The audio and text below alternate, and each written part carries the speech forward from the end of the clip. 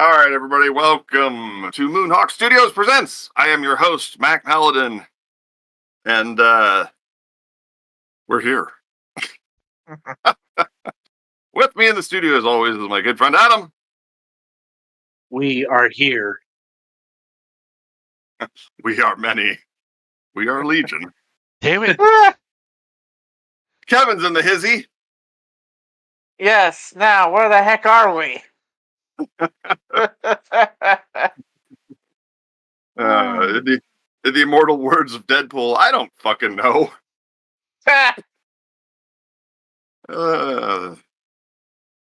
Petty fans on technicals, nominally. I may not be in Missouri much longer if the storm keeps going. Run away! Flee! Flee! More like I'm flying away in my house. It's thunderstorm warning in effect. And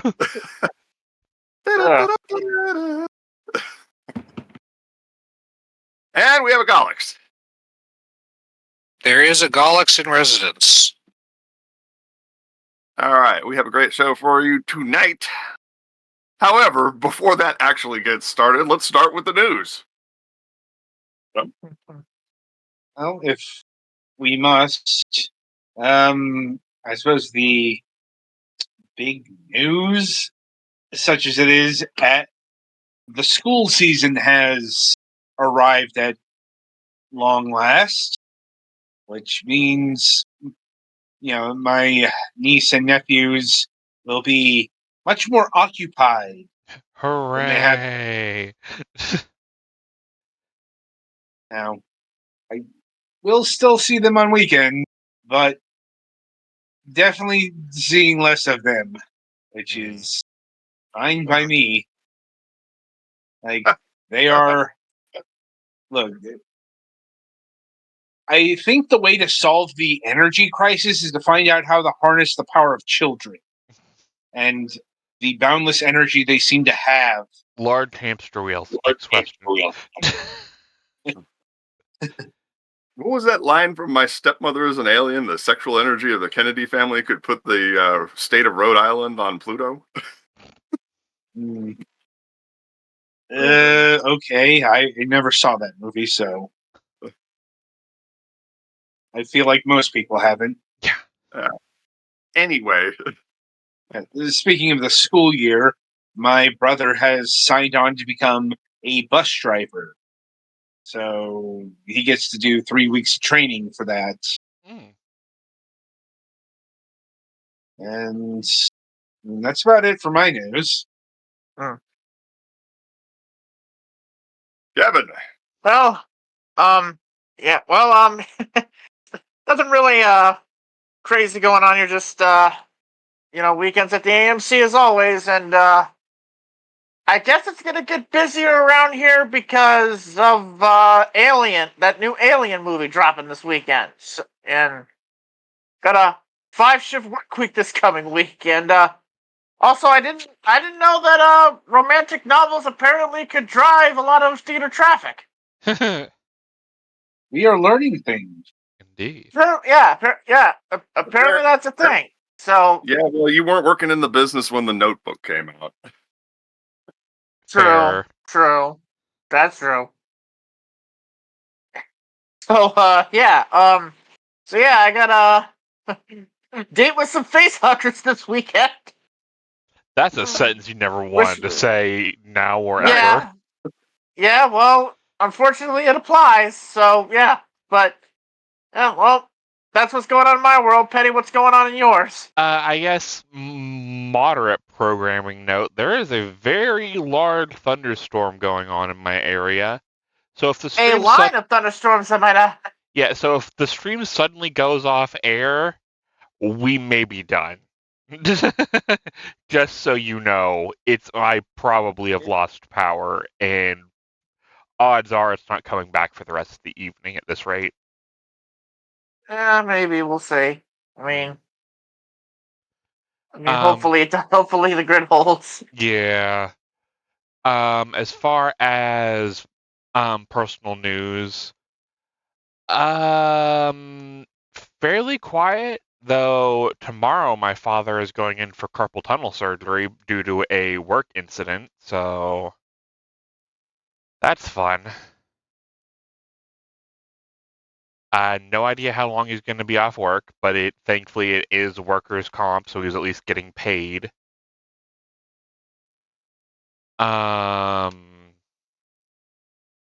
And we finally got the pool to turn back to blue. Oh boy. Hmm? Oh boy. Am I still here? Yes. But yeah, the pool wasn't green earlier today. Ask me again tomorrow if it turns back to green because it's all this fucking rain. Yeah, that's yes, the joys of Midwestern pool life. I guess also ask if the pool is still there, because if, tornado warnings, also hail warnings.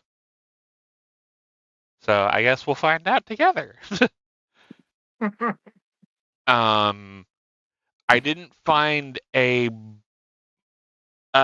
person who wanted to buy that Digimon card from me, the expensive one I pulled last week, ended up needing to back out, but I do potentially have another buyer lined up for this weekend because there's another event, so hopefully we can strike a deal because he has some old cards he wants to get rid of that he hasn't been able to find somebody to trade for.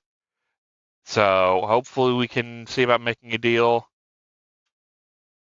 And yeah, other than that, been fairly quiet. So next. Galax. I guess by process of elimination, that's me. Yeah. It's been relatively quiet. This past weekend, we didn't have my normal Pathfinder game, but the GM and his wife are renting a cabin out by Sebago Lake, so he said we could come up and hang out for a bit, so I went over there and mostly we sat by the lake and read, or at least that's what I did. They went out on canoes and stuff some, but that's all that I did really. And then this week, well, we have a thunderstorm that's not right on top of me, but it's close enough to hear, so. But the weather's continued to be pretty nice mostly, actually. We didn't get a whole lot of spin-off from the storm down south that I was worried about.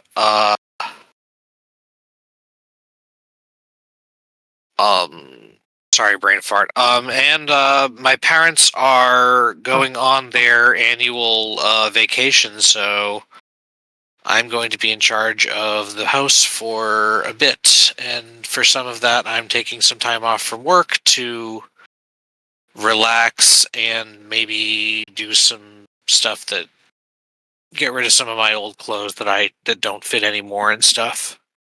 I don't know. We'll see how that goes. I've been trying to make more time for playing video games than I had been before, so I've been doing some catching up in Splatoon 3. I'm still not 100% sure if I'm going to make it for the season or not to finish the catalog, but I guess if I don't, it's probably not the end of the world. I did all the other ones. The final Splatfest isn't until next month, but that is still kind of close. Like the final end of it all, Splatfest or season? We kind of don't know. It is the Grand Festival, which has all signs of being the last one, but there are also some interesting gimmicks that they may be doing with it. So we'll see how it goes. I mean, remember, well, no, the last game didn't get support, didn't keep getting stuff after they did the thing that they labeled as final. But I don't know. It's as far as we know, it's the last of the new content.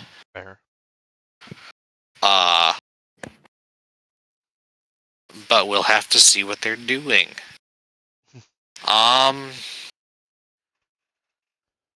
Otherwise, I don't know. I've been tired. I think that's about all I got. Okay. As I'm emptying out a bag and putting things around the room. Not much to say here. Just finally got the rent in. Right. Now I have other things to pay for. You know, paying rent on a place that keeps flooding. It's a surreal experience. But still working towards arcade anarchy. That's totally gonna happen, totes. Very, very soon. Absolutely. Yep. Got a few more items coming in from Temu for the streaming room, and have a gigantic shopping cart full of items.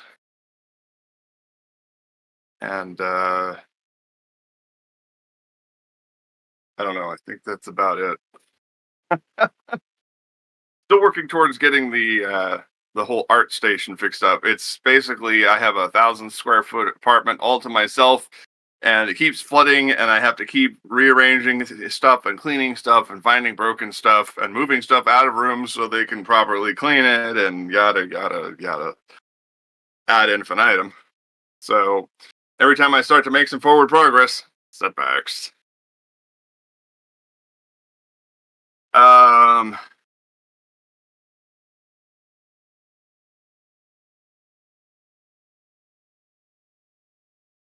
Yeah, let's just move on. All right. So, without any further ado, tonight we have Charlie McElvy on the show. Charlie, welcome to the program. Hey, thanks, team. All right. You have created the American Yakuza series. Tell us a little bit about that and what's happening. Yeah, it's fun. I'm having a blast with this one. This is unique for me. So for those who know of me, my publishing ventures probably go back to like the early days of Kickstarter with WatchGuard number 0. But fast forward about a decade, and I introduced Spider Squirrel. And Trash Panda, and so that's been great. Huge success there across the board, and that's still my most requested and most sold title. This was a great, fun, like interesting departure for me in a couple of different ways. I had this idea of I've been wanting to do something of a I don't know. Not really noir, but along those lines, but more of a modern edge to it. A story that just really gave the action, the adventure forward, but also still dealt with the interpersonal, human stuff. Kind of set the humor aside a little bit, although there's a fart joke in the 3rd episode. But because you can't go a whole series without at least one fart joke, but. This book it takes a different turn. So there's no superheroes. There's no, like I said, the humor is minimal. It's there for characterization reasons at first. But really, this is just a murder mystery set in Japan that deals with Xavier Watanabe, the lead character, who is a retired now heavyweight MMA champion and business investor. His business partner, his training partner, his best friend has been murdered, and so he's actually going to attend the service over in Japan, but also to kick off what he hopes to be the resolution to the whole thing by solving the murder and then maybe bringing his killer to justice, his form of justice. So I wanted to do something just totally not superhero, ditch the capes, even though I don't use capes in most of my heroes anyway. Ditch the capes, get into a little bit more of a gritty urban rather based book. Gave me a chance to explore my love of Japan. I've got books on my desk here for Japan Inside Out and pre-modern Japan, or books I've studied Japanese for the last 2.5 years now. And it just gave me a chance to kind of put that out there. But I also was building up to kind of a multimedia experience with this one, more so than I did with Spider Squirrel and Trash Panda and Milestone and the other books that I've done, where I'm actually working on a manga and a light novel. So, 2 prequel series, one prose and one, going to be a page dripped webtoon episodic series, and both are going to be set earlier in the series, kind of leading into the current series. So I think it's gonna be a lot of fun, and I'm having a blast with it. The other departure for me is this is the first time I'm actually using co-writers and co-creators. So with Chris Moses and Anthony Stokes on board, those gents did the heavy lifting on the writing side. So I conceptualized the whole thing and kind of threw it out there of here's what I was thinking, and I said, now run with it, and I didn't really pin them down too much. I gave them a lot of leeway, and it's fun because I get to read, I get to co-write this I come along as the final dude, almost like an editor, where I clean up some things, add some things, some thoughts I had or whatever, or I actually put some Japanese in there. So it means I get to read it like a fan. So it's really kind of fun to kind of read your own book as a fan for the first time. So I'm enjoying this whole process, and it's been great because every one of the creative team members has jumped in with like a fervor, an energy that I just haven't experienced since I did Spider Scroll #1. Frankly, DC Stulpner, the artist of the original series, he's just all about it, and he's currently working on Volume 2 for us. So, yeah, I mean that's kind of the quick and dirty on why I came up with American Yakuza, but also what it is, and a little bit on the creative team. All right. Well, as is tradition, I'm going to have Adam unleash the fury on you. Let's get down to the brass tacks, the nuts and bolts, if you will. Is there a timer for each question, or how does that work? I'm just curious. Yeah. Well, it is like a chess clock, so you got to hit the button at the appropriate time. Let me get the button ready here. Okay. All right. Yeah. There it is. I got it. All right. Time. I mean, I suppose we should start by asking, like, is your entire body of comics work all on the indie circuit, or have you done stuff for like DC, Marvel at all? No, yes, it's all in the indie circuit. I've actually never desired to work for Marvel or DC, or frankly any other company. I'm a creative, and I know some people are going to disagree with this mentality or philosophy or whatever you call it, but I don't want to be controlled. I want to control. I want to, own my IP. I want to manage my IP, and I want to deliver my IP to fans in the way that I see, not the way someone else sees. Welcome to my world. Well, right, and that's the thing, and here's the thing: we're at we're not even at a precipice anymore. We have hit the intersection of a series of technologies that have enabled us to do this with the freedom that I'm doing it with. Whether it started with things like drive-through comics or drive-through RPG with POD stuff. But it has gone way past that. So the combination and evolution of the crowdfunding market, frankly, the printing market. Now most printers are digital. Some are still offset, and you can still order offset books, but a lot more labor involved with offset. So that means more cost, right? So digital printing, crowdfunding, and we have so many crowdfunding options today. Digital delivery. More and more consumers are adopting a digital first mindset, and many are still buying the physical in usually collected editions, right? So when the book is done or when a volume is done, if they love the series enough, they will buy it one extra time and go ahead and get the physical copies. So digital is king. So that's a nice plus. And then the social media kind of fervor is also advantageous. It's disadvantageous as well, but it's advantageous for those of us in the indie world, because prior to the advent of true social media, we were limited to email lists, hoping to God somebody saw a Google ad we paid for, or hoping to God somebody actually came across our crap somewhere else, or just feeding it through a con. And now we have these like myriad distribution options. Like the old school distribution model's dead. And I know it's still alive, and I'm saying it's dead to us because I don't need it. I don't need a Diamond. I don't need a Lunar. Will I take them? Will I go to them? Maybe. But the problem with distribution is I think the whole distribution model is so antiquated and broken that, long live the middleman, because the middleman's dead, right? Get them out of the way, reduce that extra layer of complexity and cost, and go direct to consumer, go direct to the stores even. I have 2 stores that buy from me directly, and in Gateway Comics in Fredericksburg, Virginia, and Epicos in Tennessee. Thank you both if you're listening. There's another store that buys not regularly. White Rabbit, I think, is the name of it. I have to go back and look at my invoices now, but they buy usually once a year from me, which is nice, and so forth. So there are retailers that are buying books direct because it's already a pain in the ass for them to order from 15 different distributors. It is. What's one more?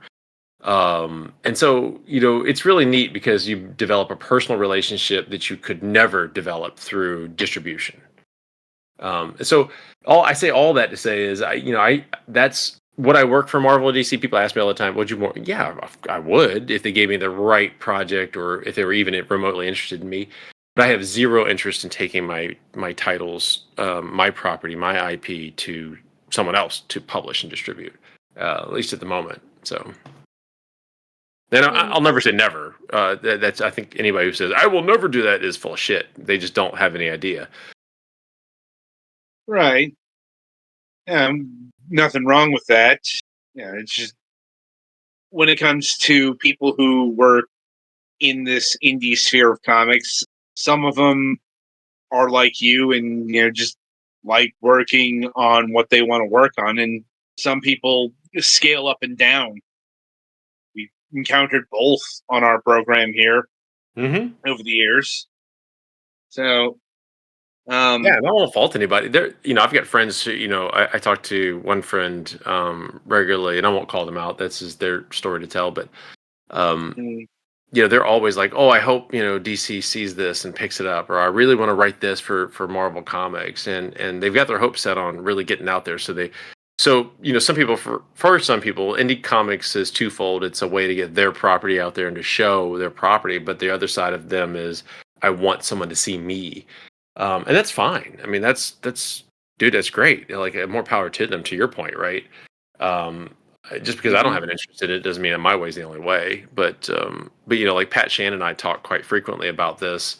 In fact, we've been on multiple panels together now about crowdfunding and indie comics, and we have the same philosophy. If a Zenoscope or if a DC or Mad Cave or somebody came to me, I would absolutely write one of their titles in a heartbeat. I'd even create a title for them in a heartbeat, because I think that'd be fun. But they're not getting my stuff, right? They can, maybe we can work out some kind of publishing agreement or something like that where I still own my IP, but that's not really my focus. My focus is to deliver to my consumers. I mean, in fairness, Marvel and DC would probably in most likelihood not be looking to publish your stuff. Yep. Like from Exactly what we've talked about and talked with other comics creators, it's more the small comics publishers that are in that field. Sometimes, let's say, duplicitously. Yeah, it does happen. Yes. Yeah, I won't even comment on that. But more than saying that I actually have 2 book guys that I publish their works for them now under the banner of Zion Studios and Blind Squirrel Comics. And it's partly because they've seen exactly what you just referred to, Adam. There, that whole the duplicitous nature sometimes, the predatory nature sometimes of these smaller publishers, and that's not to throw anybody under the bus. And by the way, the ones I've already mentioned, I love. Mad Cave, I think, is outstanding, and I interact with those people all the time. I'll see them at Baltimore. I was boothed up with them across from them last year. And so they're fantastic, and that gang is really good. I'm really loving what they're putting out. Boom is doing some really cool stuff. I really like what Boom's doing, and I know people give them crap for having Keanu and all the other stuff and being on Kickstarter. I think it's great that they're on Kickstarter, personally. But yeah, there are some out there that are just not as creator friendly, and they're usually IP farming, and that's that's a practice that I just don't like. Yeah, we've definitely had people rail on the whole IP farming practice beforehand, and Yeah, it is. It's pretty scummy. Not to mention very unrealistic. Mm. Like, at least. But pushing all that aside, like, from the sound of things, you've been doing this for quite a while. Like, so that gives us the chance to get a perspective we don't often get. Because, like, a lot of the indie people, publishers we have, they've been doing this for a short amount of time. So I'm wondering, how has the whole business of setting up the Kickstarters and distribution, how has that changed over the past decade or so? Oh man, a lot. So first, crowdfunding when it like one of my first projects failed, and it was because crowdfund. Well, two reasons. One, I sucked at marketing. Two, so I always fault myself first. If something fails, it's my fault. It's a lesson learned. Let me figure it out. But but crowdfunding was in its nascency, and I had a lot of people when I was trying to post on. It was Facebook was really the only social media vehicle I had at the time. MySpace was actually still around, but nobody gave a crap. Um, and so I was posting on Facebook, and somebody actually messaged me and was like, "Hey, what is this Kickstarter thing?" And I was like, "It's crowdfunding." What the hell's crowdfunding? Oh God, now I got to explain this. And I was like, well, it's like crowdsourcing, where people come in and they're investing in something, but they're not getting really a property ownership. They're just getting a reward of sorts, and trying to explain that. So I don't have to explain that anymore, thank God. People understand the concepts of crowdfunding. So one thing that's really changed is crowdfunding has become the norm. Like it's a mainstream function of the industry. And not just indie comics, right? We've seen, I mentioned Boom. We've seen Boom. I know they're indie-ish, but let's be honest, they're pretty damn huge, right? We've seen them. We've seen Titan Books, which is a UK-based publisher. Right. Um, Magnetic Press, which is another. I think they're UK-based as well. We've seen some large. Go ahead. Archie Comics used Oh, Kickstarter. absolutely. And that was a brouhaha that came up, right? That was like you were either on one side or the other, and it was like, guys, why do we have to even pick a side? Like, why can't we just celebrate that Kickstarter is getting the tool that you're using is now getting recognition from Archie? Like that's how I looked at it. So it's changed quite a bit. So I think first thing that's happened is in the last so I did my first campaign in 2011.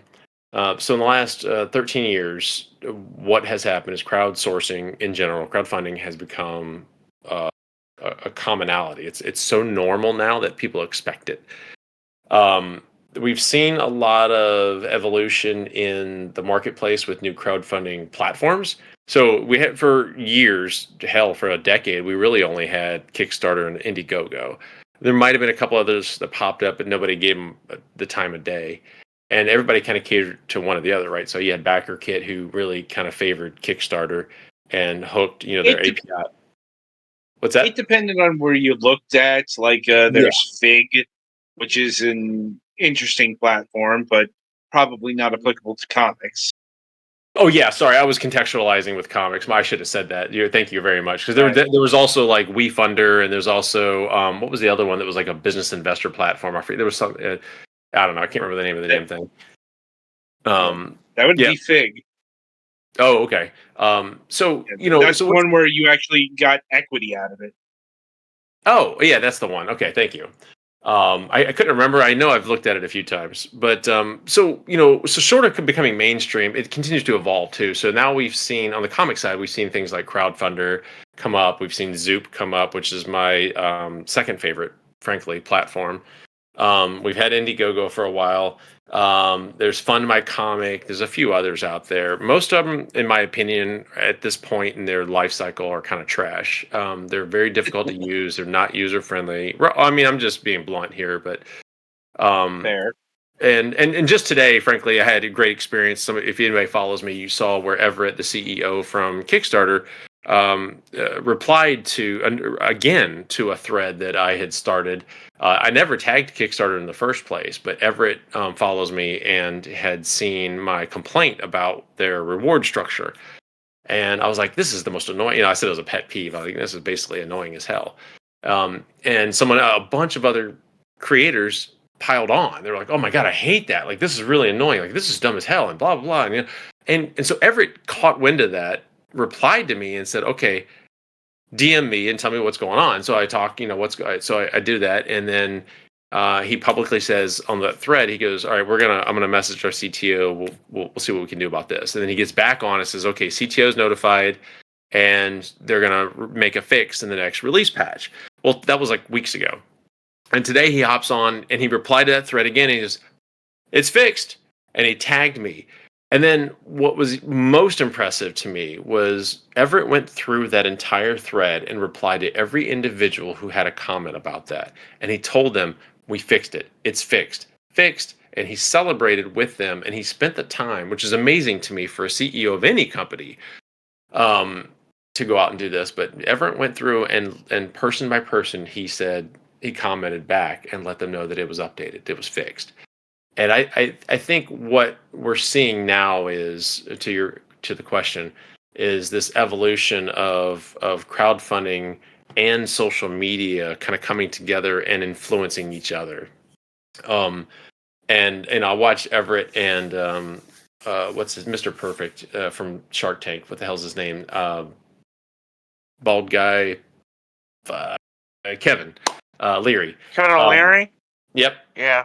I watched those two for an hour on LinkedIn last week or week before, and just listening to that, and you can hear it in Everett's conversation, his tone, that he's in touch with what's going on in our community, and not just indie comics either, like in gaming and in technology and so forth. And he understands the stuff going on. So crowdfunding went from being a tool now to being an integral part of the community, is what I'm getting at. And so now not only do we expect crowdfunding as backers and creators and so forth, it's kind of a given, and it's understood. So meaning people don't usually balk at it anymore.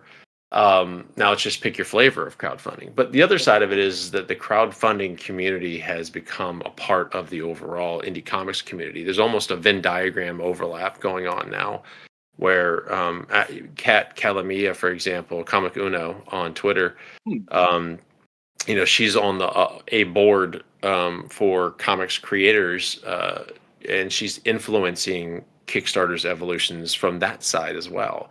So quite literally, there's a Venn diagram overlap. So it's really impressive. Phil Falco. Yep, I love Phil. Phil's a great dude. Those are two instant hugs every con I go to, for sure. I find them and give them hugs whether they want it or not. So it is what it is. But I'm a hugger. But the other side of it is I mentioned that in the 10 years, the other thing has changed as prices have gone up and costs have gone up, and the globalization of crowdfunding has improved. Digital has taken off quite a bit, and you'll find that I'm quite passionate about how people package their digital comics, because I think a lot of creators don't understand this very well, and they do a really poor job of packaging for readability on a tablet or There a have phone. been a lot of people who just like throw their things on like Amazon or whatever and be like, "Oh, there you go." Right, and that's just not the way to do it. I did that 12 years ago, but because that's what you did 12 years ago. Today, I actually build 2 file sets for every book I make. I do all my own pre-press, so I get to control a lot of that function because I am kind of type A, if you can't tell. And so every book that I create, I make 2 file sets when I'm done with all the edits, assembly, and so forth. One export goes for printing and one export goes for digital, because I do different things. There are setting variations that are necessary for that, but the tools are there. So what I would have loved to have had with my very first Kickstarter 13 years ago now, I would have loved to have had more access to digital tools. I think that would have been great. I also think that what crowdfunding has done for us with things like BackerKit, postage. I don't use BackerKit postage today, for the record. Their only tool that I actually use is BackerKit Launch. I think every creator should be using that tool. That is a phenomenal tool, and it will drive more eyes to your books. I wish I'd have had that, 13 years ago. There's a lot of neat things out there. It's just it's a market that I would just keep watching. We're going to keep evolving, and thankfully, guys like Everett at Kickstarter are running companies who are looking for evolution. They're waiting. There's a book out there called The Innovator's Dilemma. I recommend to anybody who's doing any kind of business to read that, at least the first several chapters. The gist of the story is that you should be disrupting yourself before someone disrupts you. And a great example is let's talk about Sears Roebuck. For those of you old enough to remember Sears Roebuck, Sears Roebuck doesn't exist like it used to anymore. That was the Walmart of the 70s and early 80s, right? What they couldn't do, certainly. yeah, and what they couldn't do is they stayed on top too long and got too big ahead about it, right? And so what happened? Well, the Targets and the Walmarts of the world did start popping up, and the Sam Waltons of the world said, "Well, we can make things cheaper," and that's what consumers want. They want to be able to buy more for less, even if it's trash. They want more for less, and so that's what's happening. And you're seeing it now. Somebody mentioned Temu earlier, right? I can't remember who that was now, but you talk about your Temu cart being filled. Well, but just 2 years ago, you wouldn't have said that. You would have said, "Yeah, my Amazon cart's loaded." Right. So another example of an innovator's dilemma situation where a disruptor is coming in the same market at an evolutionary peak point where the market's already saturated and they're already advanced enough in their technology where they can kind of in and just kind of leapfrog the leader. I don't think Temu's leapfrogged the leaders by any stretch of the imagination yet. No. But that's what happens. So anyway, if you want to Google it, you can get a good quick read on what innovator's dilemma is. Amazon has so many tendrils in so many places. It really doesn't matter if Temu leapfrogs them in, say, delivery. Right. Now because they got web Amazon services. Yeah. I'm getting my fish food in Fishland right now. trying to get my free items. By the way, my promo code is exactly right.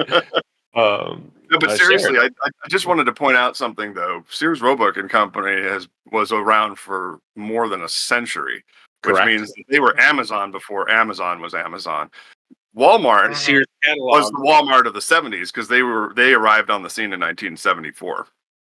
Yeah, but they didn't really take over the Sears markets, is what I was getting at. And so, yeah. When you look at the trajectories, and Target was in Minneapolis in 1980, 1970. I forget when they were founded, but but they didn't. They were local, right?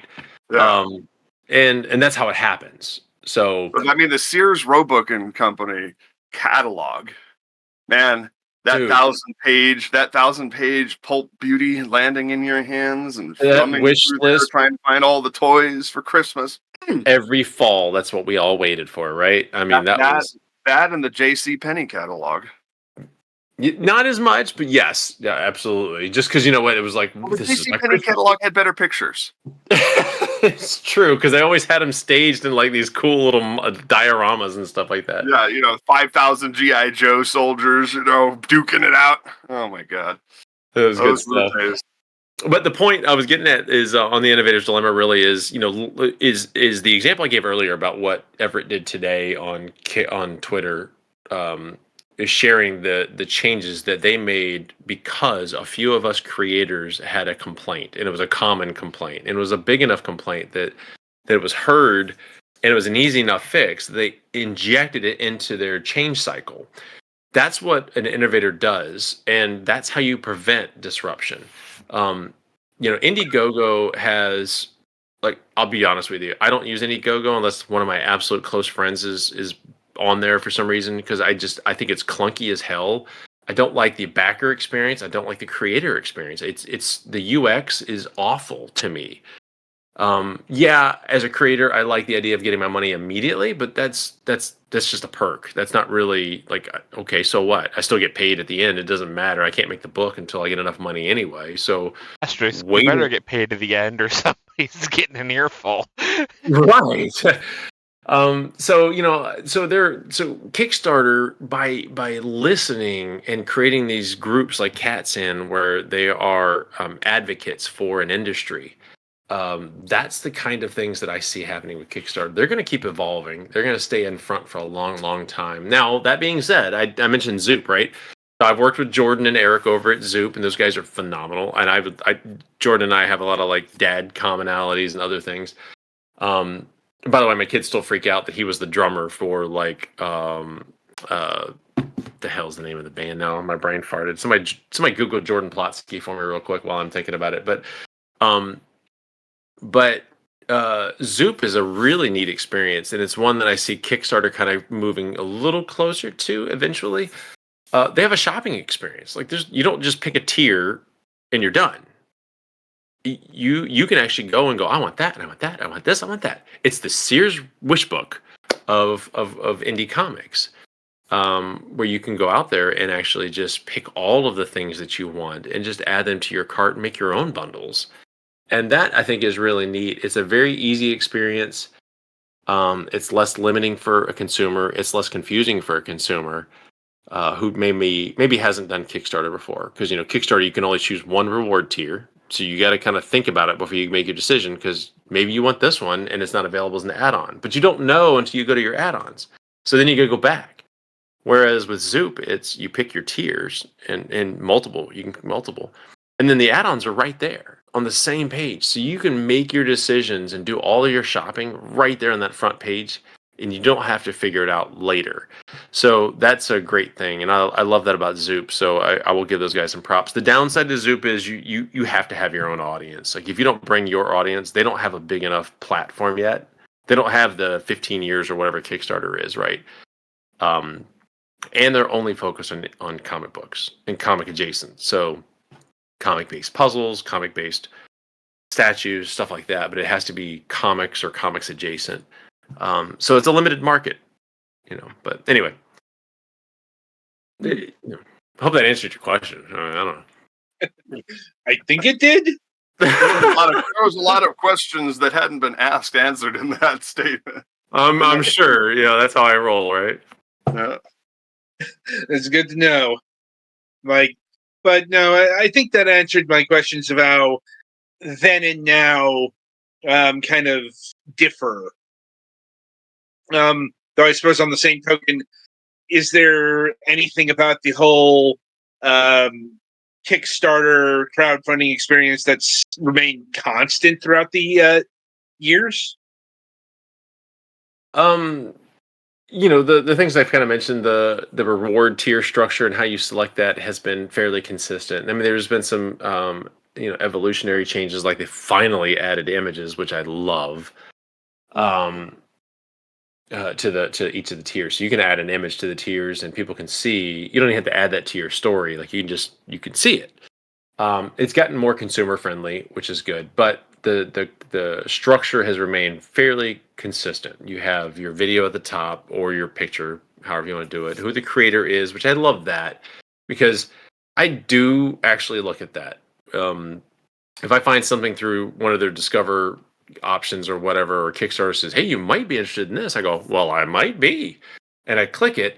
One of the first things I do is I scroll over and look at the creator, and that's been there since day one, and it'll tell me that they've backed, like I've backed 800 and something campaigns or whatever, so yay me, super backer. Well, that tells me something though. When I see somebody has never backed a project, I go, okay, they're either new to Kickstarter or they just don't support the industry. That's fine. I mean, that's not a hit or miss. It's just a point, right? And then how many campaigns they've created. And if I've never heard of them, I might even click into that and dig in. That's always been there. And I think it will always be there. And it's really important for trust. It establishes kind of a set of integrity, involvement in the community, as well as trust. If somebody hasn't created anything, then this could go sideways. So you make your decision. Are you going to get actually anything out of this? And maybe you don't make the decision yet. You go and read through, and maybe they say the book's already done. They can show you proof that they've got art and all the other stuff. And it may just because it's done though doesn't mean they're going to deliver. So there is a little bit of risk in that, and that's kind of a fun gamble. Add-ons are still there. I love that. That's always going to be there, and I think that's a key thing. I also like that Kickstarter does not charge shipping after the fact to the backers. I abhor that. Like I cannot find a good enough word to tell you how much I fucking hate people charging me shipping after I've already paid for the damn campaign 6 months ago and they're finally delivering and now you want another $36? Like what the hell? So hopefully that got it across. Kickstarter doesn't do that. Kickstarter has it built in so that you charge shipping up front. Now, you can choose not to and then do some backer kit or some other platform where you do charge people shipping after the fact. I highly do not recommend doing that. It makes most of us. I usually won't back a campaign, or I will back it and I'll only do digital. So that's been really consistent with Kickstarter as well. I'm trying to think. Yeah, they're just the model is there now. They're tweaking it. They've done a really good job. So it hasn't changed enough to make me like I'm not so old. I go I don't know how to use this tool anymore, right? So it hasn't changed that much. It's nearly identical to what it was 12, 13 years ago from an operational standpoint. And have these sorts of rewards changed from then to now? Like, or is that mostly the same? Yeah, but that's more of a statement of technology and industry shifts, right? 13 years ago, nobody had metal covers. I mean, it was like literally physical metal covers. Like that's something Right. that was you might have gotten that from a Marvel or a DC or a big time publisher because they had the resources to do it, but it was not available to indie comics. That is today. Metal covers, metal comics, metal bookmarks. One of my favorite things. Yeah, we've had guests do that. We had a guest here recently that did action figures for their works. Yeah. I know that Danny Quick from Ace Blade had a whole campaign just for his action figure, which is pretty cool. So, so the rewards continue to change and evolve, and I think the creative, I watch a lot of creators. I watch the Pat Shans and the Kat Calamias and Phil. I watch Keith Champagne and a few others. I talk to a lot of these folks and I see what they're doing and I try to watch and emulate some of the things that are successful that I see as successful or potentially successful. So a lot of us are changing our ways and adding new rewards as a matter of recourse there and trying to keep up with the Joneses, so to speak. So yeah, rewards are changing quite a bit. I've actually done mini like brick figs, like Lego figures, mini figures of my characters. I've done 3D printed figurines. I've done action figures. Stickers are cheap and common. I love metal bookmarks mainly because I'm a bibliophage. I'm always consuming something, so I don't necessarily use bookmarks for comics. I use them for the stack of manga or nonfiction books that I'm pouring through at the moment, or my comic trades or whatever. Some neat things that you see a lot now are like the Clawzoin pins. Buttons are cliche, old-fashioned, cheap. I personally hate buttons, but because usually people put them in their book and they damage the book while it's in shipping. So, I can't tell you the number of times I've gotten a book and I was like, please don't. I actually tell the creator like, hey, in the notes, like shipping notes, do not put the pen. I don't want the pen, or that's not the pen, the button. Don't put the button in with the book, please. I don't want the button at all. Just keep your, 12 cents or whatever it costs you to make this thing. And invariably I get the pen, and of course the back side of the pen, button rather, is facing the comic cover and has been depressed into the comic cover hundreds of times throughout the shipping process, and now I have all these score marks on my cover.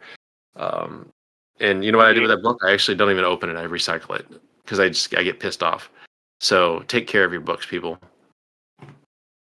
Duly noted.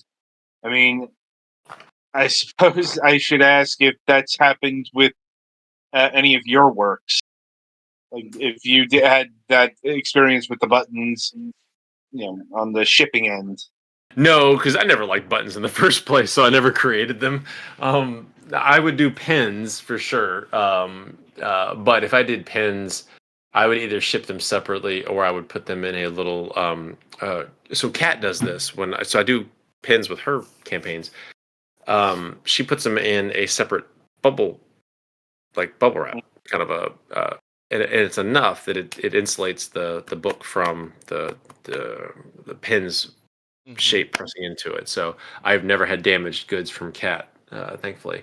But I'm very cautious and conscientious of it because I'm a big time backer. So I see the things that go wrong, and so I try not to do those things when I ship my stuff out. Yeah, I have a buddy who makes like various stuff for his 3D printer company, and he has like pins, and he has like a little box that he puts some foam in to hold the pin to keep it from rattling around and breaking. Brilliant. That's, I mean, really, listen, I have nothing against free stuff. I mean, it's fine. And some of that stuff I'll just, I'd give to my kids or I'll throw away or whatever. But whatever you do, to your point, package it so it protects the main item and the item itself. Like, you don't want the pin to break. But if you don't want to use the pin, if you get it in a box, oh, look, you have a display box for your pin if you never want to wear it. Right. I've got a whole shelf behind me over here of challenge coins that I collect, and they're just in cute little plastic cases, and there they are. So,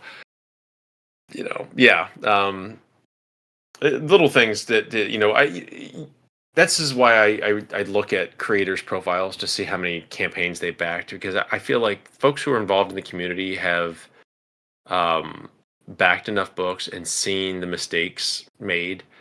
That or at least enough mistakes that they go, oh, I won't do that too. I will say this, I do every time I get damaged goods from a creator, I do not go on Twitter and go, look what Johnny sent me, this piece of. I always email Johnny or DM them and say, hey, I don't need a replacement because that's expensive and I really don't want you to do this, but this is what you did wrong. Here's some suggestions to avoid this in the future for other people. And, and if it's something that I think it's going to happen a lot in this current campaign, I'll give them the heads up and say, hey, by the way, be ready, because not everybody's going to be as forgiving. Somebody's going to chew you out on social media. So just prepare your response now, and then make it right. That's the most important thing you can do. And whatever that means is contextual. So, some people just want to thank you and I'm sorry. Other people want a replacement, whatever. But yeah, that's important to make sure that you put all this time into a book, like in money, right? I'm like, I don't know how long it took you to write it because everybody writes at different paces. So let's just say, you spent 3 months writing the book. Well, great. That's 3 months of your life you spent writing a book. Fantastic. And then you spent another month waiting or two to get the art and so forth. And you paid for this art. And you got this beautiful art, and they colored it, and it's lettered beautifully by a pro. And you had an editor actually read it. And you invest so much, and then you don't package it worth a shit. Yeah, I get books all the time where people just literally no bag, no board, thrown in an envelope and mailed to me. Oh my God! Can you guess the percentage rate of damaged goods in that situation? Like, it's. I play card games, and I order some stuff off TCG Player, and I have just had cards shown up in an envelope, no protector, no cardboard, and I'm like, well, thankfully, I have always been very lucky about that, but it does occur to me that it's quite possible to do a very bad job of it. Mm-hmm. And people ask me all the time, well, I can't, Gemini mailers, which is a comic book mailer, those are expensive. Well, okay. Yeah, kinda. They're when you buy 100 to 150 of them, they're 89 cents a piece. Okay, that's a sunk cost. Well, roll that into the cost of your book or your shipping or something. Yeah, that's definitely one of those things. If you know how many books you're going to print, figure the cost into getting each one of those a protector. Because those mailers can also be used to, stand it up. If you give them a digital copy, they can have an unopened copy to display. Yeah. Yep. If it's honestly, good enough protected in shipping, it's good enough to display it in. Something that I do that I learned from Jeff Ryder was I started doing upcycled mailers. So I will send somebody, if because I buy so many freaking books, I'm like, well, why throw these things away? Why recycle them? I can use them. So I reuse Gemini mailers, and I'll drop a little coupon code in that mailer, only for the ones that are upcycled. So if you ever get this little mailer from me and it's been upcycled, you'll get a letter inside that says, "Hey, we're trying to one cut costs and also improve your experience, but at the same time, save some environmental factors, save a little cha-ching on the back end, and continue to make more books for you. Here's a 10% or 15% coupon for our online store, usable anytime, doesn't expire, but it's got a one-time use to it, and they can go and use that." So it's a nice way to say, "Hey, thank you." Like with Jeff, I got his book and he'd done that. And I was like, dude, I messaged him. I was like, dude, this is freaking brilliant, because it does so many things. It shows that environmental concern and sustainability issues, around sustainability issues and so forth. It also shows that you're being responsible in many ways, fiscally, but also environmentally, and so forth. So I thought it was really neat. And oh, by the way, creators, if you're listening, it gets people going to your website, because they might just go check out what else you got, because they might only be a first-time backer for you. This current campaign I have running is almost 30% of my backers are brand new and have never backed a book from me before. I've had 10, this is my 11th campaign, comics campaign. I've had 11 comics campaigns. So of the, I forget how many backers, I have 140 something backers right now. 28 of them are brand new to me, never backed a book before. So my audience is growing. Stuff like that matters, because they may not realize that I have Spider Squirrel and Trash Panda, or they might not realize I have God Quest or Scott Fogg's Night Care or Vito DeSanti's Stray or other books under my wing. And so that gives them the chance to go visit my website and actually look at my online store.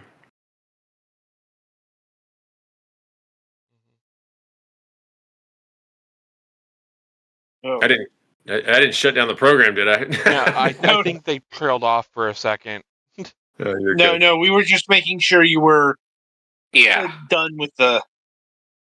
I'm sorry, I've been a current- bit distracted. Hmm. No. Sometimes that happens. Yeah. When somebody goes on for a long time and then they just stop.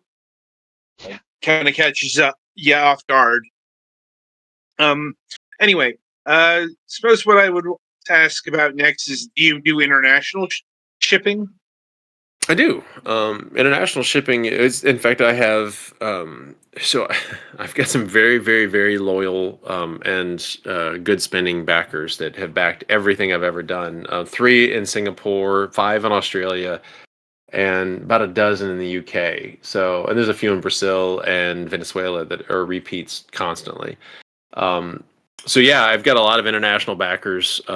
Canada is my biggest international. If I kind of shrug at that. It costs international, but they're I mean, come on, let's be honest. But yeah. International shipping is expensive. I do try to do what I can do to help international backers reduce the cost. So one thing I do is I use Pirate Ship, and they have a simple export rate. Any creator who's not using that is doing themselves and their international backers a disservice. It's the normal rate to ship a single book in a Gemini mailer to Australia is almost $30. That's for one floppy comic book. Obviously, you can put a little more in there, and it's still $30, but you do hit a threshold. But with simple export rate, it's $16.99. So it takes a little bit longer to get to them, but nobody has yet complained about the extra week or whatever it is to get their packages in Australia for almost half the price. Mm-hmm. So yeah, I do recommend that. Yeah, because that's something I definitely remember hit early Kickstarter really hard, was the fees and rates for international shipping. So good that there have been some, let's say, workarounds for that in the past decade or so. Yeah, and I think Pirate Ship's, simple export rate's a nice, easy one. The other thing you're going to find is, as printing costs and shipping costs continue to rise, as more and more of your international backers are going digital until you do a collected edition anyway. Makes sense. Anyway, so I suppose we should zero in on your current campaign. Is that American Yakuza still? It is. Yeah, yeah, yep. Act two, well, Acts one and two are live right now. You can go to American-Yakuza.com, or you can just go to Kickstarter and Google it on the actual site. But yeah, it's live for another 9 days. It is 100. I haven't checked it in a little bit, but it's 118 or so percent funded, which is good. Yeah, we're sitting at a little over $4,000 now on a $3,500 budget. We're 120% funded, almost 150 backers, and we're hitting the zone of starting to unlock some stretch goals. So the more backers who jump in, obviously, or increase their pledges, we'll start getting to where we start adding freebies. I'm pretty generous with digital indies, so I give a lot of those away. Thanks to a lot of friends in the indie community.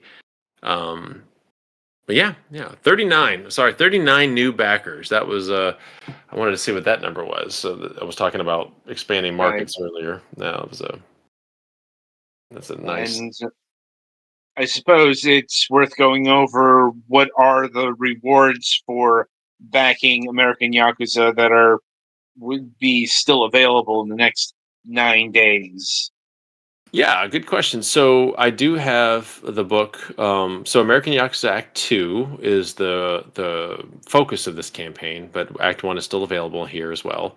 The main rewards are the digital copy of this 20-page, it'll be 24 total pages, but the story is 20 pages, is available digitally. We also have a digital catch-up. So been very popular amongst the new backers to pick up the digital catch-up, which gets you both Act 1 and Act 2 digitally. I always do a digital deluxe. So even the digital community you find are collectors. So the digital deluxe gets you the script, so you can see kind of how it went from a bunch of words on a page to, oh my gosh, look at this gorgeous art and lettering and so forth, as well as a cover gallery. So the digital deluxe is an add-on, or it's available as a reward tier. And then we have several covers. So we've got Benjamin W. Morse, known for Scarlet Twilight. He has his new book August out there that is looks great. He did a cover on this. Damiano Restivo, who also is the interior artist, did a gorgeous, almost a South by Southwest movie poster looking cover. It's so pretty. And John Rock from DC Comics and Marvel Comics has colored, and Invincible, for those of you who ever heard of a little book called Invincible. He used to color that. He colored this cover, and he's also the interior colorist, and it just looks so baller. We've got a nice little onsen hot spring fight scene with a bunch of ladies in bikinis. It's also available as a spicy version, Sans of Bikinis. The Shang brothers did a really cool karaoke strip club fight scene as one of the covers. The ladies are in bikinis or modest-ish outfits, while one guy, Masashi, one of the main characters, is singing karaoke, and Xavier, the main character, is actually in the middle of a nightclub fight. So that's a fun cover. It's been really popular. And then we've got a nice, almost like a photorealistic, beautiful cover from Tiago da Silva, both sweet and spicy versions of this one as well. And then we've got print catch-up. We've got a metal cover, which I referenced we were talking about a little bit ago. And we also have you can get bundles. So we have bundles like all the spicy covers. So that'd be all the NSFW covers, all the sweet covers, which is all of the covers we have available with the clothing still on. And then, of course, there's an all the covers bundle where you can get every single cover. Plus, you get the digital deluxe package. And then for those new to Zion Studios and Blind Squirrel Comics, I actually have a tier for our entire library. So that gets everything from WatchGuard all the way through to all the way through the Spider Squirrel and Trash Panda series, and into American Yakuza volumes or Acts 1 and 2. So that's what's out there. And we have a bunch of add-ons in there too. So it's you can kind of create your own bundle if you want to. Backers don't have to be very limited. Every cover should be available as an add-on, including the metal cover. Sounds like a lot of stuff. It is. We also have. I didn't mention it, but we also have coins that that have been pretty popular. The first book we did a black metal Sakura coin, so it's got this pretty pink, vibrant pink popping off this black coin. Went over really well. On the backside has a death's head, kind of a skull. And then this one, we're doing a red spider lily, which, if you know anything about Japanese flower lore, most people don't. It's fine. That's like a symbol of finality or death. It's often seen at funerals. It's sometimes given to people as a threat, but that is the current coin. It's on a black nickel, so it's a little bit more silvery, and with the red highlights on the actual plant stems itself. And then on the backside is a really cool Japanese demon's head with the red gem eyes, which are super dope when you get them under the light the right way. So yeah, it's a lot of fun, man. We got a lot of stuff. Mike, and what are the stretch goals? You kind of alluded to them a bit ago, but I don't think you went over those yet. So the stretch goals that we have available, currently planned anyway, we have unlocked the metal bookmark with that cinematic cover. So I modified the layers of that cinematic cover, made it fit into a bookmark, metal bookmark. And then anybody who does digital deluxe and a catch-up tier will get the digital deluxe of the first issue as well. So that'll give you the script, it'll give you all the cover options as a download, as well as some other bonuses and stuff like that. We are on the precipice of unlocking a Kiyomi sticker. Kiyomi's one of the main characters. She's in the book. She kicks ass. She's also hot. Kiyomi sticker and an Indieverse bundle. So I've got a bunch of, so Kat and Phil and several other folks have contributed books that will be available as a free download. About $50+ worth of digital indies at their current retail rate, as it were, available, at least that much available. And then we're going to unlock cover print. So we're going to take that same beautiful cinematic cover at 8K, and we'll unlock a print of that. So it'll be a 6x9 cardstock print. It'll be virgin, so no trade dress. It'll just be art for you to enjoy. And then the final big time stretch goal is we'll actually do a spicy a print of the spicy cover by Tiago with Kiyomi on the cover there. And then and we'll do a cover stock upgrade for all physical backers. Neat. Right. So I suppose I should ask, is the American Yakuza tale here just these two comics here, or do you have more planned afterwards? This is planned to be, it was originally planned to be a 100-page graphic novel, and we as a collective creative team agreed that we wanted to split it up and do 5 chapters. So it's going to be 5 full chapters, each at 20 pages of story, and then of course the other goodies in the back.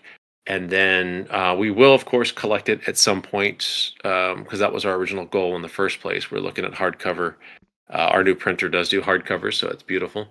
And yeah, the story actually, both Chris and Chris Moses and Anthony Stokes have already thrown out some ideas for follow-ons. So I can tell you, I read this as a fan. I read the last script, and the last page is one of those really, it's a good, clever cliffhanger, and I think they did a great job with it.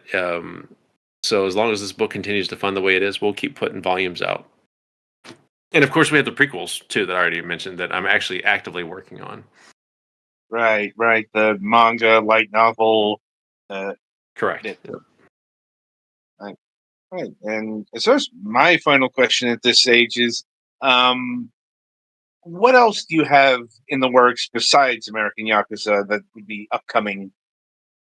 Yeah, good question. So for those, I referenced Blind Squirrel earlier a couple times. I will be launching the first Blind Squirrel Kickstarter next month with Scott Fogg's Night Care volume issues 1 through 3. That is a 4-issue series at the moment. We have already completed most of issue 3, and I say most, was actually not completed is it does have a get yourself drawn in kind of a campaign option. So we have to wait for people to actually give us photos of them after the campaign ends, and so the artist can go back and draw them in the book.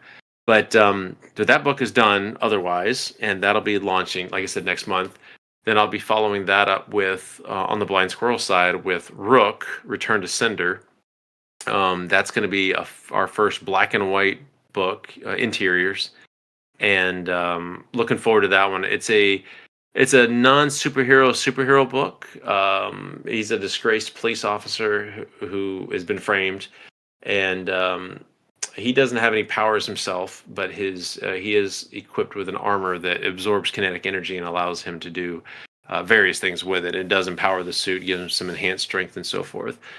So kind of I guess a short synopsized version of what that book is. It's kind of like The Punisher with less murder.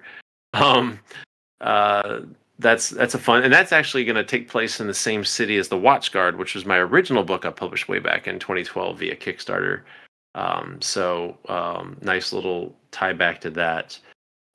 We also I mentioned I picked up Vito Del Santi's Stray from Action Lab Entertainment. So Action Lab no longer publishes Stray, and that's going to be published by Zion Studios and Blind Squirrel Comics. And we have Stray Volume 3. I think we're doing issue 2 is going to be the first launch. I have to go back and look at my publishing schedule. And then we'll do some catch-up stuff with those and some collected editions and so forth. So a lot going on, and we'll keep doing the American Yakuza monthly or near monthly release. And then there's more coming. We have, I was just talking this afternoon to Stokes, Anthony Stokes, about a title he wants to publish under Zion Studios. So a little bit more of a mature superhero story. So that's gonna be a lot of fun. I've actually just read the script this morning. So I'm really good about that. Yeah, so lots going on, man. Just keep up with us. Just follow Zion Studios, Blind Squirrel Comics on Kickstarter. You can also just follow me on Twitter or Instagram or Blue Sky or wherever the hell I am, Facebook. We'll announce all these things as they come out. All right, I'll see if my colleagues here have anything further for you. I think I'm good. Yeah, I'm good. Nope. And you already did the promo thing, so I think that wraps it up nicely. Awesome. Well, thanks, gents. I appreciate you. Mm-hmm. It was great having you on the show, and we look forward to seeing your next offering. Thank you very much. All right, now we have an entertainment section, and you're welcome to listen in and commentate on that as well. We don't throw people unceremoniously off the air here. Unless, of course, you have to go. You did say you have kids, so. I do, and a wife, which is probably more important. But no, Yes. I can sit around for a little bit. Mention her, honey. Yeah, exactly. I'm in my bedroom now, so I'm keeping her from the bed too. Oh, dear. No, I'm good for a little bit, fellas. All right. All right, Adam. So, I guess it's just a night of talking about crowdfunding, but we got to talk about the other major pillar of crowdfunding. That's Patreon. Like, Oh boy. Oh, yeah. Oh, that The platform show. that occasionally forgets to pay me randomly. like, well, yeah. So, if you haven't heard the word, Patreon is going to get a lot more painful. Oh, Like- how so? Well, I think it was, And it's all Apple's fault. Okay, maybe not all, but they're involved. well, I mean, Patreon is blaming Apple for this. Like, granted, do I trust the word of Patreon fully? No, I don't. But on the other hand, this is absolutely the kind of shit Apple would pull. Like, so the long and short of it, if you haven't heard the news, is apparently Apple has come down on the payment processors that Patreon has been using for iOS, and they. So if you try to do a Patreon membership through an Apple device or whatever, you're getting like a 25-30% surcharge or whatever because of Apple's fees. No, That's not- avoidable. no. They have stated that that's going to start in November. But it's going to. Yes. And anyway, that's avoidable by not doing it on that platform. Yeah, the problem is how many people are paying attention to that messaging. Mm-hmm. But the other thing is, as part of this, they're also removing the ability to pay per release. And that's the thing that's gotten the creative people really up in arms. For anyone who doesn't have a regular production schedule or... Mm-hmm.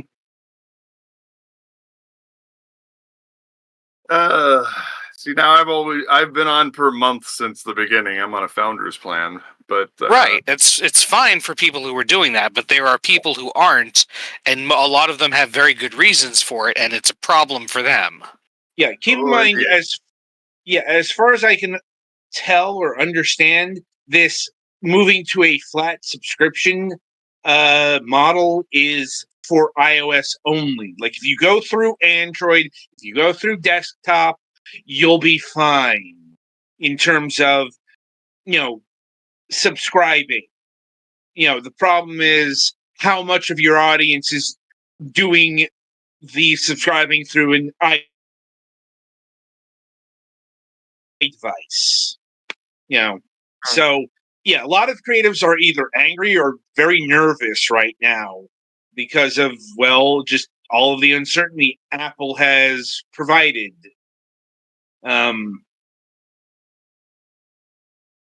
For, philosophical reasons, let's say. Right. And knowing how these things usually bore out, it's going to be painful. Mm-hmm.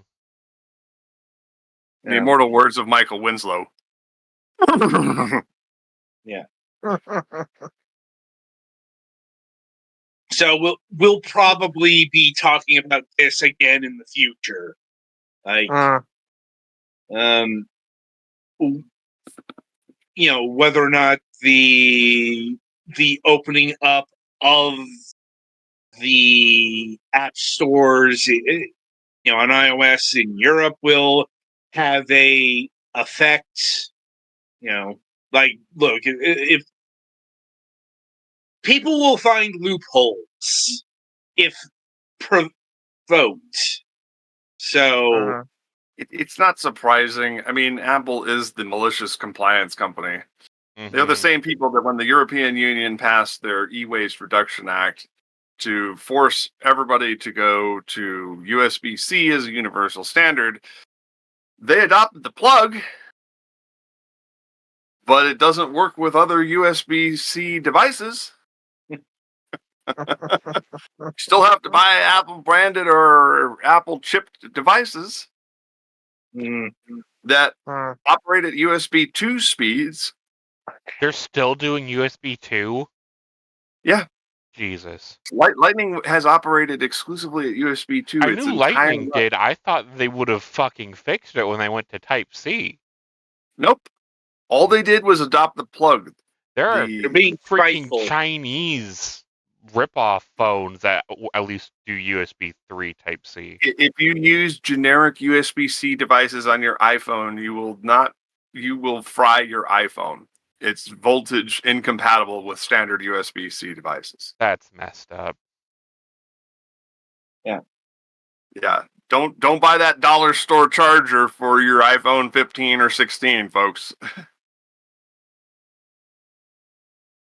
You will cook it.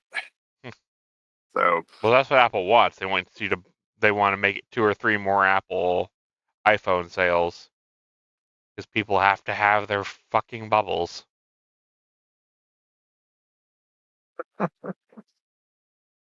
Yeah. Anyway, so moving from Apple to Google, they've got their own problems.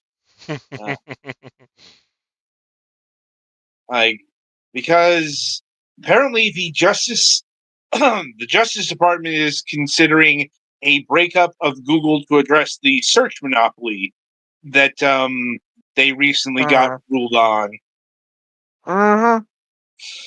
But the question here is how they would split up Google.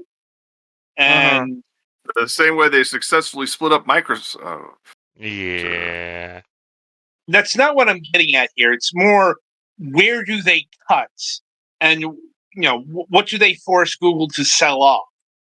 Because, there have been different proposals. Probably the one that they want to aim for is forcing Google to sell off the AdWords company, or opening that up, doing something there. Mm-hmm. Because there's been some concern that the government will make this worse by having them divest from Android and or Chrome.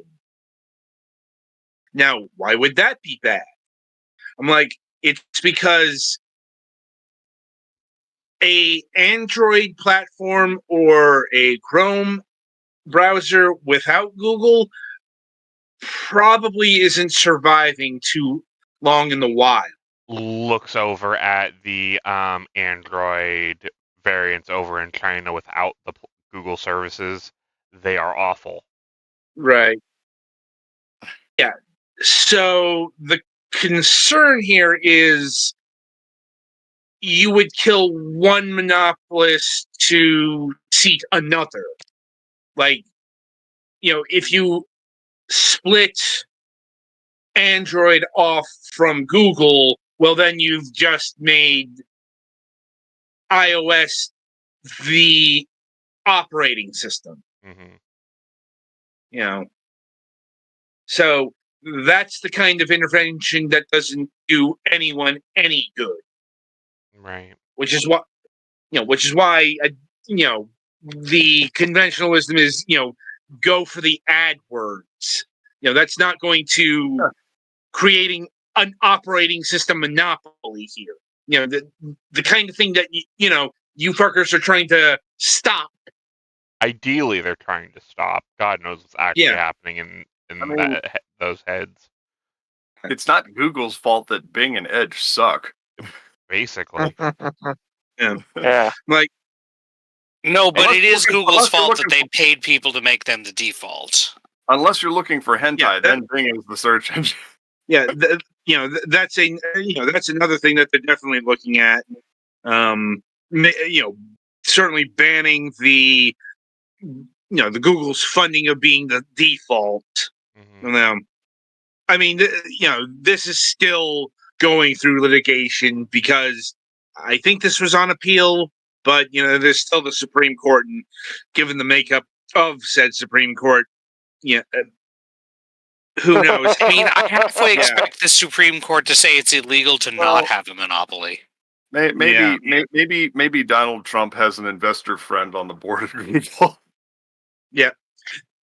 Anyway, in more, let's say, traditional entertainment news, and certainly lighter entertainment news, D23 was held this past weekend.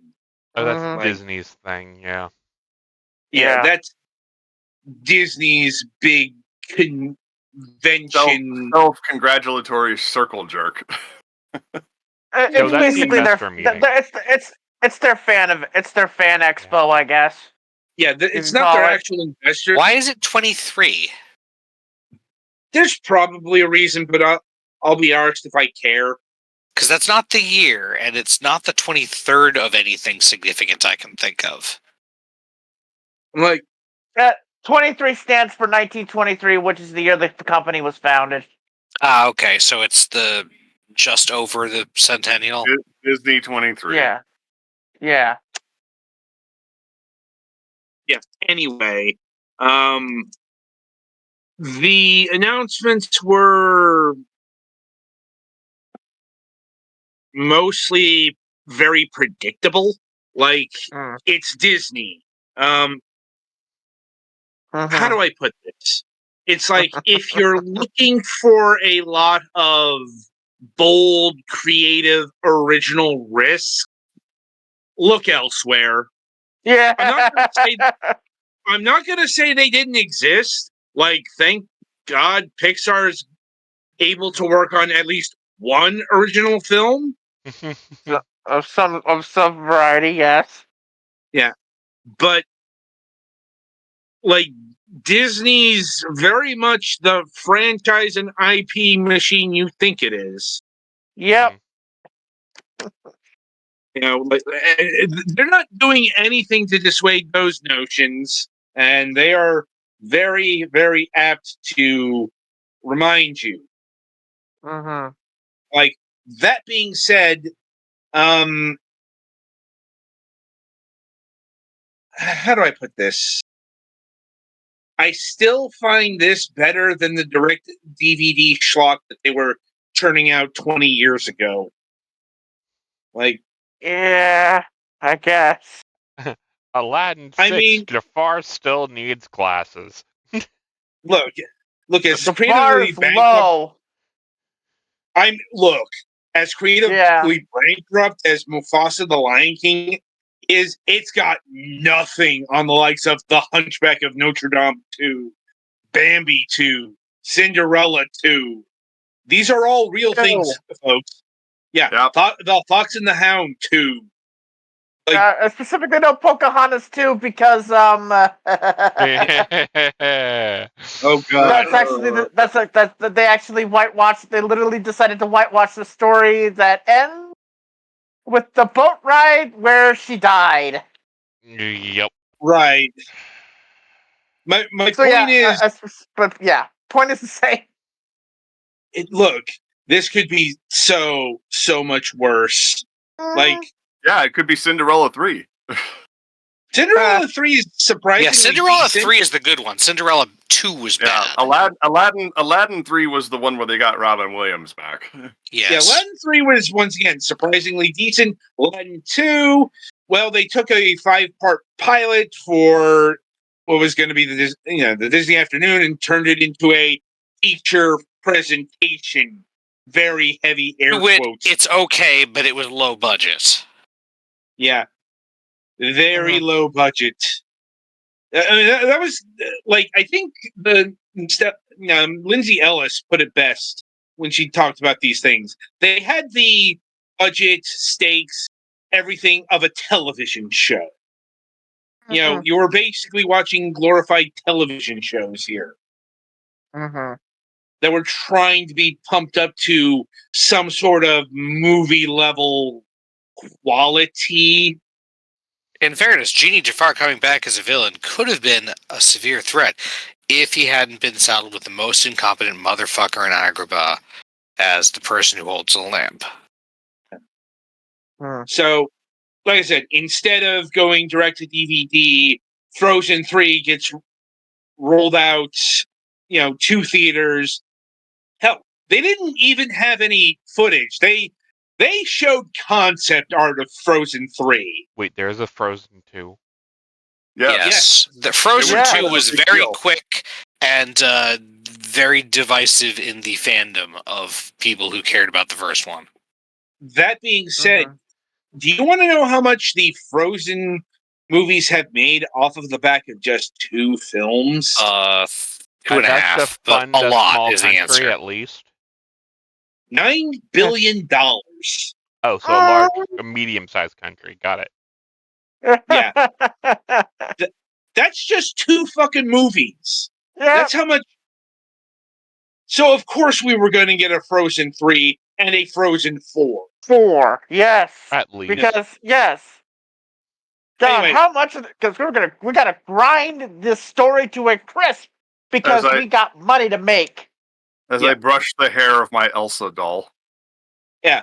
Also worth noting, they are probably also never giving Elsa a girlfriend. No, forget about it. Sadly, her batteries are dead. Yeah. She won't sing for you. Her batteries are dead. Anyway, I suppose we should dive into the nexus of this creative bankruptcy the title that's certainly been on everyone lips. Creative and moral bankruptcy. Yeah, that works too. And that's Mhm. Toy Story 5. Oh God. Like, Oh my god. Sweet mother So, of. so what? So what happened? Tim Allen ran out of money. Yes. Yes, you can say that, yes. even if he did, it's not so much Tim Allen that's pushing forward the Toy Story machinery. It's fucking Disney. Just a Like- reminder, this series was Mhm. supposed to end at Toy Story 3. Yeah. Right. And they even had a thing to end it in Toy Story freaking 4. Yeah, That they permanently. decided to completely undo because Money. Well, Zaslav is making 5 new Matrix films without the Wachowskis. So who gives a? Not surprising that there is moral bankruptcy in Hollywood. Disney's not the only purveyor. Right, but they had their big events, so we're talking about them right now. Oh, I But- know. I'm trying to figure out how Toy Story fell into this slot when I'm like, you have the Cars franchise there, guys. Nobody cares. Cars Isn't it like has half the more vocal cast dead? limitations. Maybe so, but nobody will care if you pump out a Cars 5. Like, they'll complain, but it's not like No, I meant Story is Toy Story. Yeah. yeah, Toy Story is actually genuinely beloved by people. That's why there's so much outcry about a Toy Story 5. Hell, a Toy Story they 4. could make another Planes movie. I'm like, they could. They could also fucking start mustard gassing people at Disneyland, so one might Also go over better true. than the other. Anyway, the big thing with Toy Story 5 is we've gotten some plot detail. It's like kind of a rough plot synopsis, I guess. Yeah. Because it's like if you remember Toy Story 4, just forget about it. That's outside of the fact that Forky is still a thing. But oh no, they like the crew's back. Buzz and Woody are teaming up again because we can't move forward. Mhm. And Nope. his great grandchildren have something to do. Yes. And apparently the theme of the movie is technology is evil. I'm like, Which is So which, did they let Tim Allen write this one? Well, No. of course. Well, of course. The problem with that is No, that then it would be anti-vax, anti-abortion, no. The problem with this idea is anti-vote, anti-liberal. Anyway, the problem with this whole idea is that it's not going to end in a completely anti-technology way because that goes against the business model of the Walt Disney Company at the moment. not only that, but technology is the reason. Toy Story 1 was probably one of the most technologically advanced movies ever of its time. Well, yes, So yes, this that is too. also- But Buzz Lightyear an electronic toy. Yes. Yes. That's what I was going. Like, this is a theme they explored in goddamn Toy Story 1. Mhm. Buzz Lightyear was he's a fancy toy with all of the for the time accoutrements. Mhm. Like, and by the way, they are going to be using multiple Buzz Lightyears that have been taken over by, I think, generative AI or something like that. It's like basically the whole film is made with AI. Not a single living person was actually used in the making of this film. No, that's Yeah. Toy Story 7. yeah. I'm like, basically they're recycling a plot point from Toy Story 2. That's where they used mass marketing for a Buzz Lightyear subplot. Like, once again, creative bankruptcy. Thy name is Toy Story 5. Like, and God help us. I feel like putting Jay Sherman right now. If you stop going to these movies, they'll stop making them. But they won't stop going to because these things, yeah. people. Yeah, People, but people have been way too well coached to not be critical consumers. Yeah. No, well, fuck that. It's like I am going to put some of the blame social on media. the fucking audience. It's like, stop going to the goddamn live action remakes. Mhm. They make a fucking $1 billion. Of course, they're going to make more of these goddamn movies. But parents That's are going on to you go to them people. because their kid wants to see the latest Disney thing because it's the latest Disney thing. Uh-huh. Oh man, but I want to not remember Mary Poppins 3. No, that's Avatar 3. Speaking of, I don't know, Avatar. Well, Avatar was originally designed to be what would the word be? Quintology. It was supposed to be 5 films. Yeah, It was Some I think kind it of was fucking supposed to be saga. too. it was supposed Yeah. to be a 5 film saga. It was Yes, we designed know that way. it's the eternal tale of James Cameron's childhood OC donut steal. It's the long. Look. It's the it's longest his cut. intro to Dances with Wolves. Yeah, it's the longest cut of Dances with Wolves. I hate that. I hate Avatar. Yeah, well, I wouldn't be surprised That's if Kevin Costner shows up as the big bad in the final film. I mean, wasn't that the thing that it's fuck it. literally like he's had this idea for his blue cat people alien story since he was a kid? Or more specifically for a decade, since after, in Titanic, they had to wait for the technology to catch up. Well, no, that's how long he's wanted to make a movie out of it. I'm talking about how long he's or been actively trying to. I'm talking Well, about how long he's I don't know had if the I would use this idea. as I don't know if I would use this as a critical point. I've been working on Starship Moonhawk for 30 years, so Yeah, just I saying. think that was warranted. Hey, who knows? Maybe they'll actually kill a character off this time. Anyway, speaking of live action remakes, Disney had Oh, no boy. shortage of these boy. because we got looks at the Snow White live action remake, the Sorry, it's just- the remake. So it's a few Sorry, other it's people taking a swing at this. sorry, it's just the whole idea of that movie is just ridiculous. I mean, Like- is it any more or less ridiculous than the live action Lilo and Stitch? I mean, Moana 2.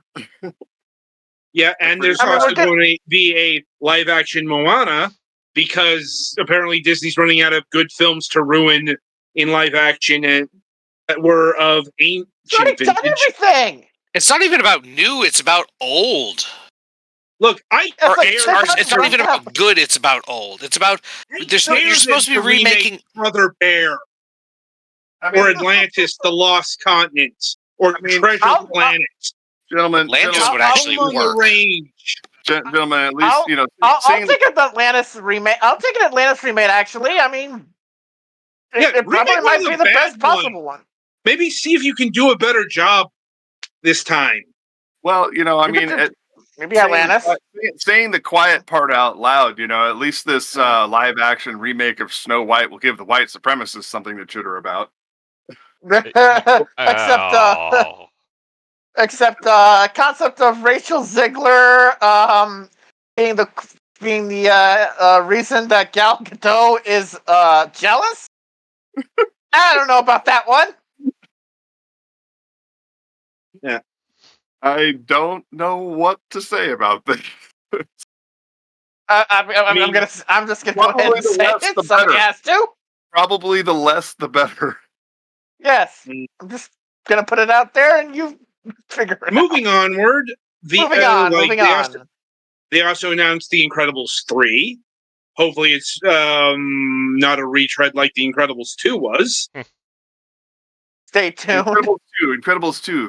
That's a movie I don't remember at all. Yeah. It existed. I've seen it a few I know. times. I know. I've Like- seen the memes. Look, honestly, they should have gone with the Rise of the Underminer. Wasn't that a video game though? Did they do that in Yes. a video game? The whole thing with that video game was supposed to be Incredibles 2. I think I would rather squirm uncomfortably through another Megamind.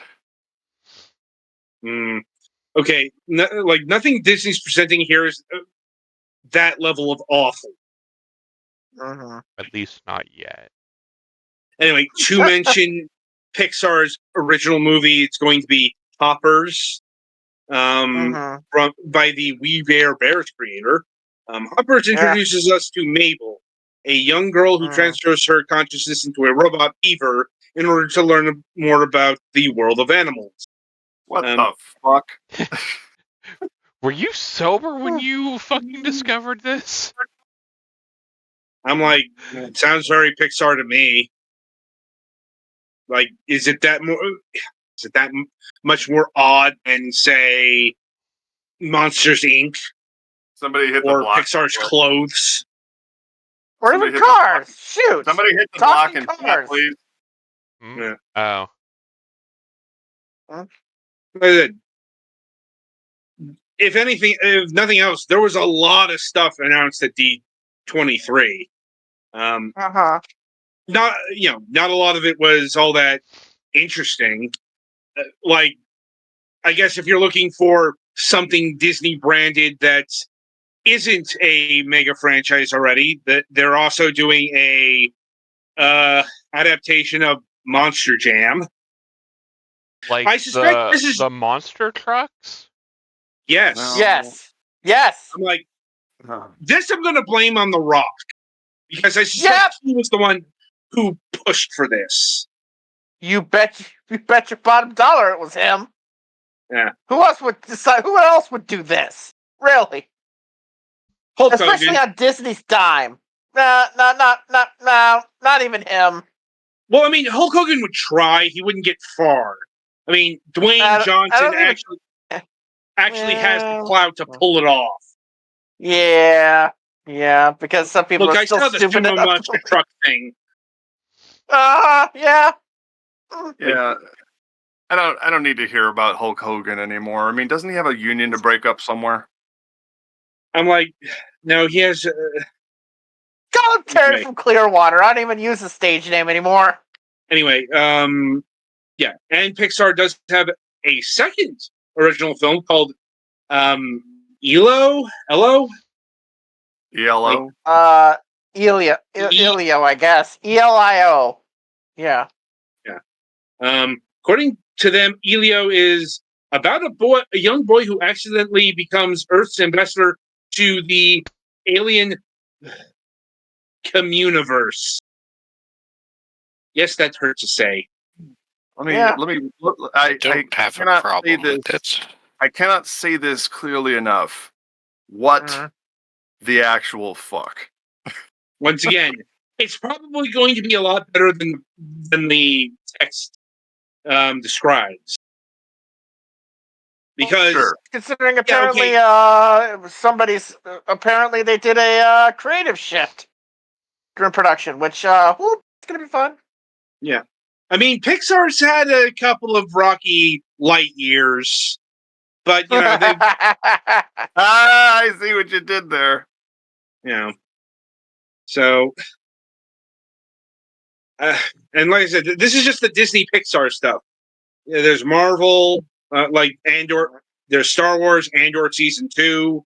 We got some details there. The Mandalorian and Grogu is going to be the official relaunch of Star Wars on the big screen. Makes sense. Makes sense that they would. Yeah, Grogu. Yeah. You know, Percy Jackson's in the Olympians. Season 2 is happening. My oldest nephew will be very pleased at this. Yeah. He is. Well, I mean, at least they're being better with that than they did with the film franchise. Well, yeah. The film franchise was pretty awful, from what I understand. Like, how do you fuck up Rick Riordan? Well, just watch the Lost in Adaptation episodes on Percy Jackson to find out. Like, like I said, we could go on and on here, but I think we've covered the major ground that we want to cover here, and it's probably time to wrap up. Yeah. Indeed.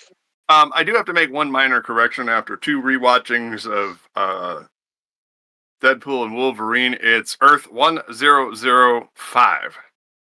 1005. 3 zeros. 10005. Like, did you check the Marvel Wiki?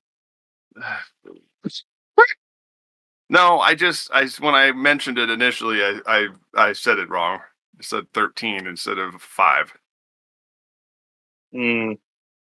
I don't know where I got that number from, but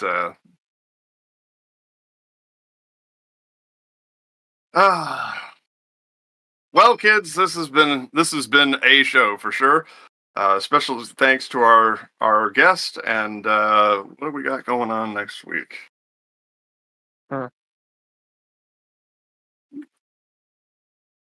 August 21st. Mike Merriweather Jr.